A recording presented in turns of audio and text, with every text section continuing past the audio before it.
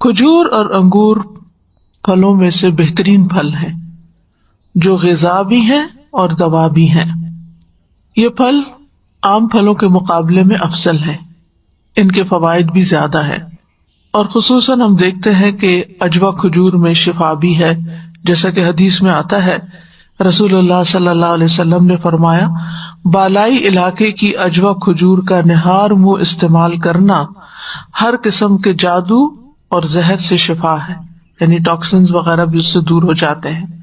تو بہرحال یہ پھل مزے میں، ذائقے میں، غذائیت میں بہت مفید ہیں، فائدہ مند ہیں، اور اس لیے بھی ان کی مثال بیان کی گئی کہ عربوں کے ہاں یہ دو پھل عام طور پر پائے جاتے تھے جن سے سبھی واقف تھے۔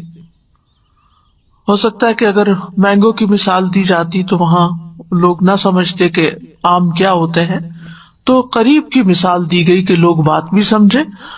اور ویسے بھی ہم دیکھتے ہیں کہ ایک اور جگہ بھی باغ والوں کا قصہ آیا تو وہاں بھی انہی پھلوں کا ذکر ہے۔ تجری من تحتها الانہار، اس کے نیچے سے نہریں بہتی ہیں۔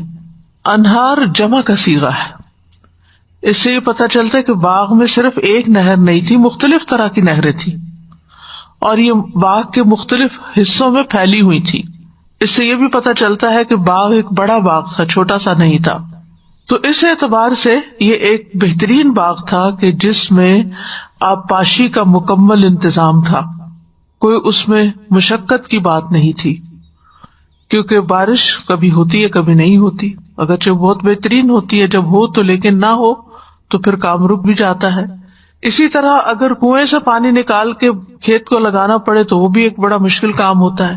تو اس کے برعکس اگر کسی باغ کے اندر نہریں بہ رہی ہوں تو اس کے مالک کی خوشی کا کوئی ٹھکانہ نہیں ہوتا، لوگ ایسی جگہ پر رشک کرتے ہیں، ایسے باغ پر، ایسے کھیت پر۔ اور اسی طرح یہاں من تحتها الانہار میں اس بات کی طرف بھی اشارہ ملتا ہے کہ وہ پانی اس کی اپنی ملکیت تھا، کہیں اور سے نہیں لے رہا تھا۔ بعض نہریں ایسی ہوتی ہیں کہ دوسروں کے علاقے سے بہہ کے آ رہی ہوتی ہیں اور وہ جب چاہے ان کا ناکہ بند کر دیں اور پانی رک جائے، تو ایسی بھی کوئی مشقت نہیں تھی، یعنی ہر لحاظ سے پرفیکٹ قسم کی سہولتیں تھی، مکمل سہولتیں تھی، بہترین صورتحال تھی۔ لہو فیہا من کل الثمرات، مزید یہ کہ اس باغ میں ہر طرح کے پھل تھے، یعنی پھلوں کی مختلف اقسام پر مشتمل تھا۔ اب جن کے نام نہیں لیے گئے وہ مختلف میوے، سبزیاں اور کئی قسم کے پھل ہو سکتے ہیں۔ تو اس باغ میں خاص طور پر تین چیزوں کا ذکر ہے یہاں پر۔ نمبر ایک کہ اس باغ میں کھجوریں اور انگور ہیں، یہ ایسے پھل ہیں کہ جو تازہ بھی استعمال ہوتے ہیں اور خشک ہونے کے بعد بھی استعمال ہوتے ہیں، dry dates and dry grapes جو ہوتے ہیں۔ دوسرا یہ کہ اس کے اندر متعدد نہریں ہیں، اور تیسرا یہ کہ اس باغ میں اور بھی مختلف قسم کی نباتات ہیں، پھل ہیں، میوے ہیں۔ تو یہ اس آیت کا پہلا حصہ ہے، پہلا منظر ہے کہ ایک شخص کے ایسے باغ کی منظر کشی کی گئی ہے کہ جس کو امیجنیشن میں بھی دیکھ کر دل خوش ہو جاتا ہے اور انسان رش کرتا ہے کہ کاش میرا ایسا باغ ہو۔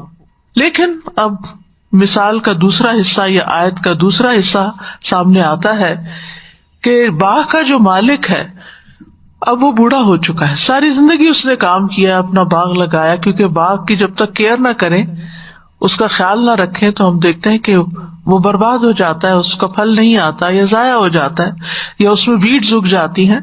لیکن اس شخص نے بھرپور خیال رکھا، پوری محنت کی، اور اب کام کر کر کے ریٹائرمنٹ کا وقت آ گیا، بالکل تھک گیا، بوڑھا ہو گیا۔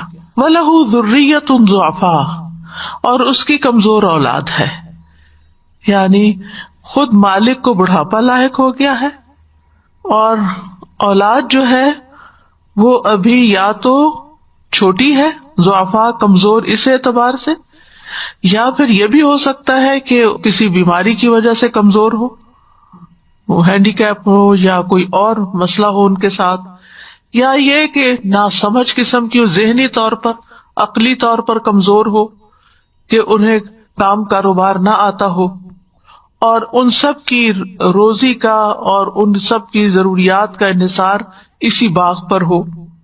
تو اس شخص نے پوری محنت کر کے باغ تیار کر دیا تاکہ وہ بڑھاپے میں آرام کر سکے یا دنیا سے جانے کے بعد اس کی اولاد اس باغ سے پورا فائدہ اٹھا سکے. اب اسے اس باغ کی بھرپور آمدنی کی امید تھی. اور ہاں، خاص طور پر یہاں بڑھاپے کا ذکر اس لیے کیا گیا کیونکہ بڑھاپا ایسی بیماری ہے یا ایسی کیفیت کا نام ہے کہ جس میں انسان جوانی کی طرح بھاگ دوڑ نہیں کر سکتا، زیادہ کام نہیں کر سکتا، کیونکہ جوان انسان جو ہے وہ مزید اپنے کاروبار کو بڑھا سکتا ہے، زیادہ محنت کر سکتا ہے، کہیں کوئی کمی بیشی ہو جائے، نقصان ہو جائے تو وہ ایک نئی راہ اختیار کر سکتا ہے. لیکن یہاں پر اب صورتحال یہ ہے کہ انتہائی بڑھاپا اور انتہائی کمزور اولاد اور اس کے بیچ میں ایک اور آفت آ گئی. فَأَصَابَهَا إِعْصَارٌ فِيهِ نَارٌ فَاحْتَرَقَتْ، تو اس باغ کو آ پہنچا ایک بگولا. اعصار جو ہے یہ ٹورنیڈو کو کہتے ہیں. عربی میں اس کا ایک معنی کیا جاتا ہے آگ کا بگولا جو جان لے لیتا ہے، یعنی اچانک آ پڑنے والی آگ جو انسان کو وہی بسم کر دے. اسی طرح اس کا معنی ہے گول گھومنے والی آندھی، بگولا جیسے ٹورنیڈو میں، اور پھر وہ ورٹیکلی اوپر کو بھی جاتی، یعنی گھومتی جاتی ہے اور اس کے ساتھ ساتھ بلندی کی طرف چڑھتی جاتی ہے اور ساتھ آگے بھی رواں ہوتی جاتی ہے. تو گول گھومنے سے نقصان یہ ہوتا ہے کہ اس کے گھیرے میں جو چیز آتی ہے پھر اس کو وہ فنا کر کے رکھ دیتی ہے، یعنی جس چیز کے پاس سے بھی گزرتی ہے اس سے لپٹ جاتی ہے. جیسے کپڑے کو بل دیے جاتے نا، تو ایسے یہ چیزوں کو بل دیتی جاتی ہے، اپنے اندر سمیٹتی جاتی ہے. اور پھر آپ دیکھیے کہ یہ آندھی جو ہے اس کی خصوصیت کیا ہے کہ یہ تباہی لاتی ہے، یعنی اس میں خیر نہیں ہوتی. یہ ایسی ہوا ہے جو خیر نہیں لاتی، ریح نقیم ہے، ہر چیز کو تباہ کر کے رکھ دیتی ہے. عام طور پر نہیں چلتی ایسی ہوا، بہت ریئر کیسز میں ہوتی ہے. اور کہتے ہیں کہ دنیا میں سب سے پہلے 2003 میں ایسا ٹورنیڈو یا ایسا بگولا دریافت ہوا کہ جس میں ہوا بھی تھی اور اس کے اندر آگ بھی تھی، اور باقاعدہ اس کی ویڈیوز موجود ہیں نیٹ پر. یعنی تیز ہوا اوپر کو اٹھ رہی ہے اور اس کے ساتھ ساتھ آگ بھی اوپر جا رہی.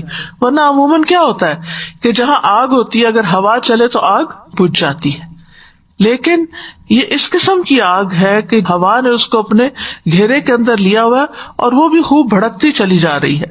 اور یہ بھی معنی کیا گیا کہ اس میں بہت شدید حرارت بھی ہے، فیہ نار.